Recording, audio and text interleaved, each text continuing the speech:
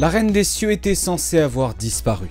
Fini, terminé. Pendant des années, les gros titres annonçaient la fin de l'ère du Boeing 747. Les compagnies aériennes garaient leur flotte dans des cimetières au milieu du désert. Les experts en aviation déclaraient le jumbo jet obsolète, trop gourmand, trop grand, trop vieux pour un monde qui est obsédé par l'efficacité. Mais voilà ce que personne n'avait prévu. Pendant que le monde faisait ses adieux, le 747 préparait en douce l'un des retours les plus remarquables de l'aviation. Réfléchissez-y. Quand avez-vous regardé le ciel pour vous demander ce qui vole vraiment au-dessus de vous? Là où vous imaginez sûrement des rangées de Dreamliners élégants dominer le ciel, une autre réalité est en train de se dessiner où le 747 reprend du service. Pas comme reine des passagers, mais comme pilier du fret mondial, des missions gouvernementales et des interventions d'urgence. Qu'est-ce qui fait qu'un design vieux de 50 ans refuse de disparaître alors que tant d'avions plus récents ont déjà disparu? Qui a encore besoin d'un avion aussi massif, aussi audacieux et aussi iconique? Ça n'est pas de la nostalgie, les enjeux sont réels. Derrière ce renouveau, il y a une histoire de résilience technique, de nécessité économique, mais aussi des exigences implacables de notre monde interconnecté. Le 747 transporte des équipements médicaux vitaux, des cargaisons sensibles gouvernementales et du matériel de secours en cas de catastrophe lorsque chaque seconde compte. Il ne se contente pas de survivre, il excelle dans des rôles que la plupart d'entre nous n'avaient jamais imaginés. Mais alors, pourquoi tout le monde se trompe sur cette histoire ?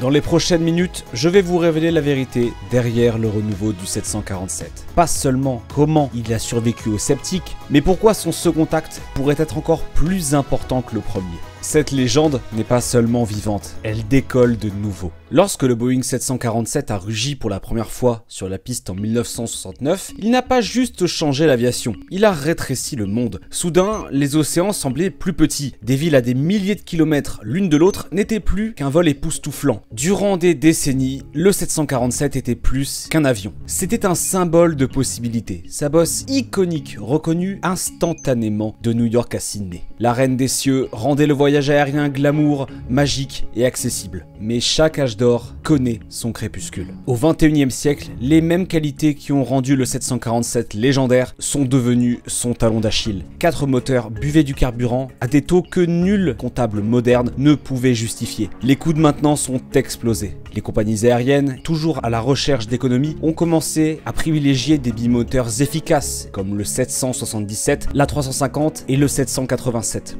Les aéroports se sont remplis de jets élégants, silencieux, à coque composite, tandis que les 747 étaient discrètement mis à la retraite. Leur dernier vol attirait des foules nostalgiques. Pour beaucoup, c'était la fin d'une époque. Le ciel avait perdu sa romance. Du moins, c'est ce qu'on croyait. Alors que le monde pensait tourner la page de cette icône de l'aviation, un nouveau chapitre commençait discrètement, parce que l'histoire du 747 ne parle pas seulement de ce qu'il était, mais de ce qu'il devient. En 2020, les pistes du monde entier se sont vidées du jour au lendemain. Les frontières se sont brutalement fermées.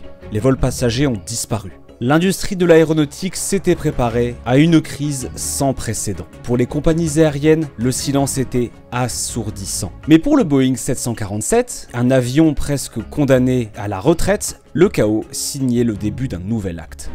Alors que la pandémie mettait les voyages passagers à genoux, la demande pour le fret aérien a explosé. Les fournitures médicales, les vaccins, les commandes du commerce en ligne ont afflué à travers les continents. Soudain, le monde avait besoin d'un moyen de transporter des volumes massifs rapidement, mais surtout de manière fiable. Voici le 747. Avec sa soute gigantesque, sa porte de chargement avant emblématique et son double pont, cette soi-disant relique est devenue le transporteur de fret dont le monde avait désespérément besoin.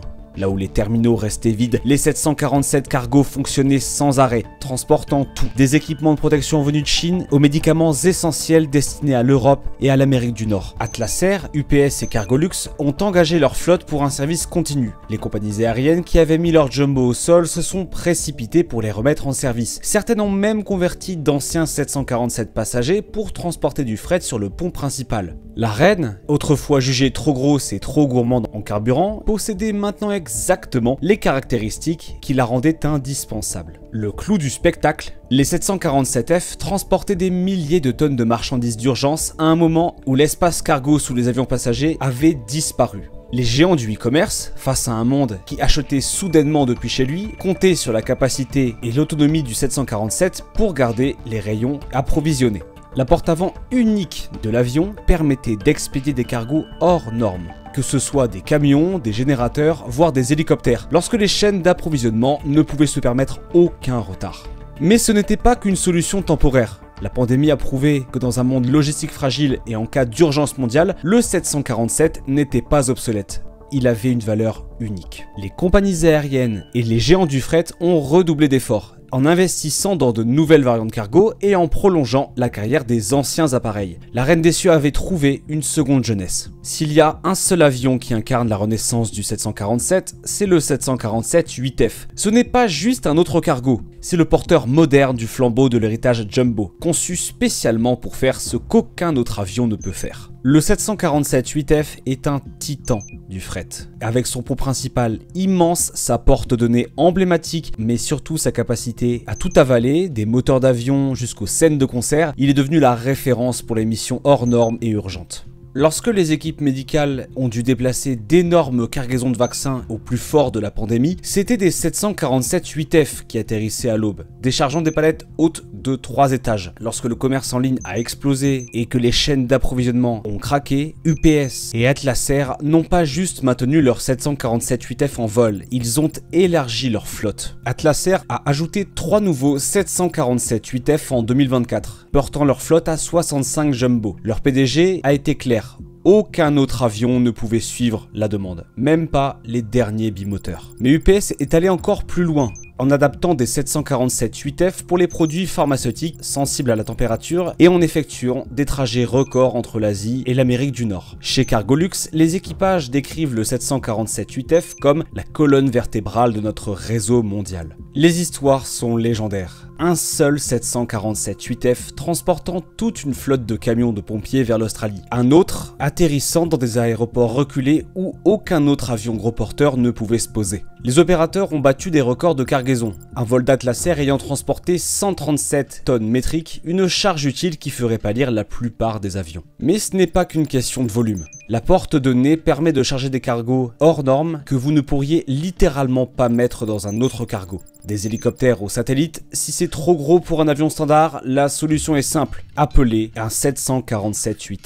Ça n'est pas de la nostalgie, c'est de la logistique à haute pression et de l'innovation critique. Dans un monde où la vitesse, l'envergure et la flexibilité font tout, le 747-8F reste le champion incontesté. Alors que la plupart des 747 transportent du fret ou des passagers, quelques-uns seulement servent dans les rôles les plus secrets et les plus cruciaux du monde. Pour ces missions, seuls les plus grands, les plus adaptables et les plus fiables des appareils conviennent. Au sommet se trouve Air Force One. Lorsque le président doit traverser des continents, la sécurité, l'autonomie, l'espace sont indispensables.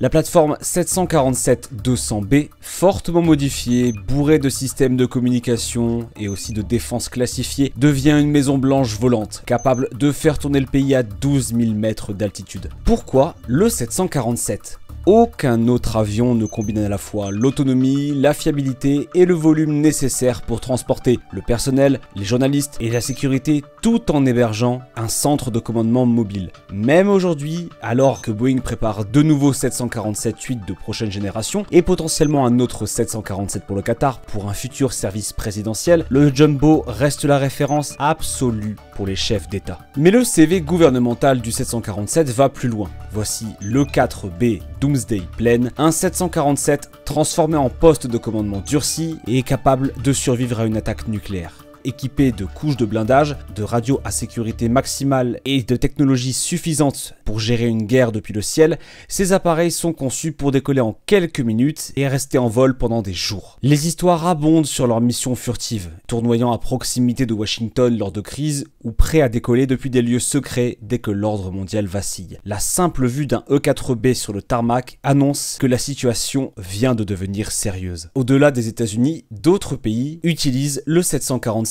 pour le transport de VIP, la réponse aux catastrophes et la recherche en vol. La taille massive du Jumbo fait qu'il peut être adapté à quasiment toutes les missions, que ce soit pour transporter une délégation gouvernementale entière ou alors servir de laboratoire volant. Dans ce monde, le 747 n'est pas juste un avion, c'est une plateforme pleine de possibilités. Prenons une seconde pour réfléchir. Si vous pensiez que le 747 se résumait juste au glamour des passagers ou à la puissance du fret, détrompez-vous. Cet avion est un véritable caméléon, un survivant et l'une des machines les plus polyvalentes jamais construites. Des 747 habillés de livrées folles et uniques, un dragon volant pour China Airlines, l'avion de la tournée mondiale d'Iron Maiden, ou encore le Qantas Wunala Dreaming qui fait tourner les têtes sur tous les continents. Mais ce n'est que le début. Certains Jumbo sont des laboratoires scientifiques volants, lançant des satellites pour la NASA ou alors chassant les orages à 12 000 mètres d'altitude. D'autres ont été transformés en bancs d'essai motorisés, avec des moteurs expérimentaux fixés sur leurs ailes pour des essais secrets et à enjeux élevés. Et ça devient encore plus fou. Aux États-Unis, des 747 convertis servent de géants supertankers pour la lutte contre les incendies, lâchant 19 000 gallons d'eau en une fois sur des feux de forêt déchaînés, sauvant ainsi forêt, maisons et vies. Ailleurs, on trouve des Jumbo en jets privés de luxe, dotés d'escaliers en colimaçon et suites royales ou bien à la retraite, transformés en musée, terrain de jeu, voire hôtel. Certains seraient sous-scellés pour des missions top secrètes dont on ne connaîtra peut-être jamais l'existence. Aviez-vous déjà imaginé que la Reine des Cieux pouvait mener autant de vies? Laquelle de ces versions vous surprend le plus? Partagez votre rencontre la plus folle avec un 747 dans les commentaires. Ce n'est pas juste un retour.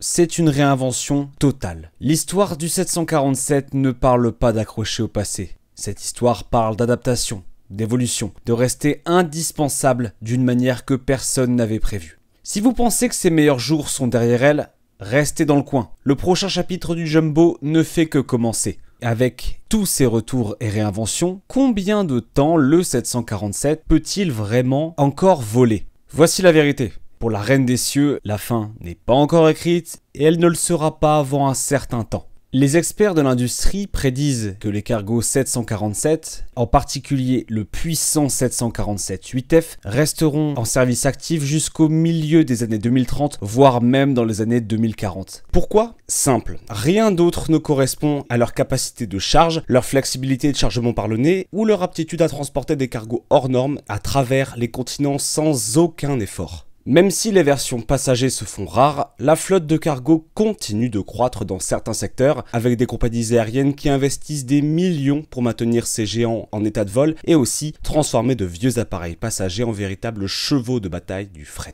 Les gouvernements et les armées sont encore plus engagés. La prochaine génération d'Air Force One, toujours le 747. Les avions du jugement dernier E4B voleront tant qu'il y aura besoin de postes de commandement aéroportés. Les missions VIP d'Asie au Moyen-Orient choisissent toujours le 747 pour son mélange unique d'espace, de sécurité et de prestige. Bien sûr, le monde change. La volonté d'avoir des cieux plus verts signifie que le 747 fait face à de réels défis de durabilité. Les opérateurs testent des mélanges de carburant durables, des mises à jour de moteurs et même des ajustements aérodynamiques comme de nouveaux bouts d'ailes pour maximiser chaque goutte d'efficacité.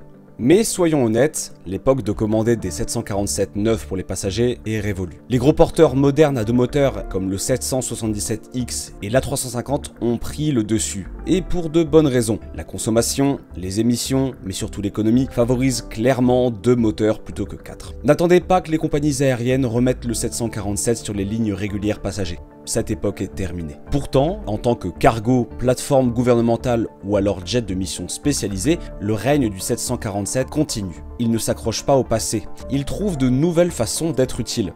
Dans un monde qui est obsédé par ce qui vient ensuite, la reine prouve que l'héritage et l'utilité peuvent partager la même piste. Parfois, le plus grand retour en forme ne consiste pas à redevenir ce qu'on était, mais à évoluer en ce dont le monde a encore besoin. L'histoire du Boeing 747, c'est bien plus qu'une simple montée et chute. C'est une leçon de résilience, d'adaptation et de la brillante ingéniosité discrète qui refuse de devenir obsolète. Durant des années, on nous a dit que la Reine des Cieux était finie, trop grosse, trop gourmande, trop vieille pour un monde obsédé par l'efficacité. Mais le mythe de son extinction n'était qu'un mythe. La réalité ? Le 747 est bien vivant, juste avec de nouvelles couronnes et servant de façon que la plupart des gens n'auraient jamais imaginé. Aujourd'hui, le 747 n'est pas une relique ou une pièce de musée.